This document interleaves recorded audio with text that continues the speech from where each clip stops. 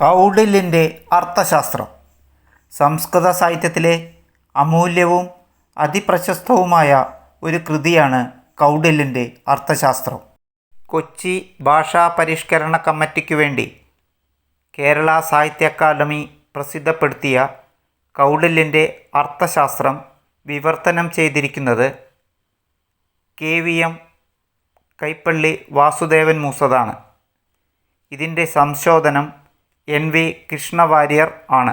1938 ഇറങ്ങിയ ഈ പുസ്തകത്തിൻ്റെ 8ാമത് പതിപ്പ് 25/8/2024 ഞായറാഴ്ച വൈകിട്ട് 4 മണിക്ക് എഴുമങ്ങാട് വിദ്യാപോഷിണി വായനശാലയിൽ ശ്രീ KVM അനുസ്മരണവും പുസ്തകങ്ങളുടെ പുനഃപ്രകാശനവും പുസ്തക ചർച്ചയും ഉണ്ടായിരുന്നു. ഈ വേളയിൽ എഴുത്തുകാരനും ആകാശവാണി ദൂരദർശൻ തൃശ്ശൂർ നിലയം മുൻ മേധാവിയുമായിരുന്ന ഡോക്ടർ TT പ്രഭാകരനെ നൽകിക്കൊണ്ട് കേരള സ്റ്റേറ്റ് ലൈബ്രറി കൗൺസിൽ അംഗം ശ്രീ MK പ്രദീപ് പുസ്തകത്തിൻ്റെ പുനഃപ്രകാശനം നിർവഹിച്ചു.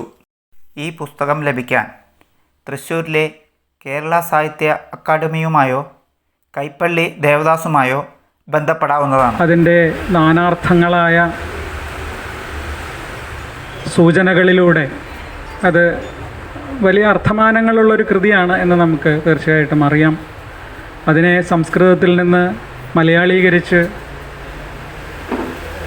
സാധാരണ മലയാളികൾക്ക് സുഗ്രഹമാക്കി തീർക്കുക എന്നുള്ളത് ഒട്ടും ചെറിയ കാര്യമല്ല. വിവർത്തനം എന്ന് പറയുന്നത് വളരെ വലിയൊരു പ്രവൃത്തിയാണ്, ഒട്ടും നിസ്സാരമായ കാര്യമല്ല.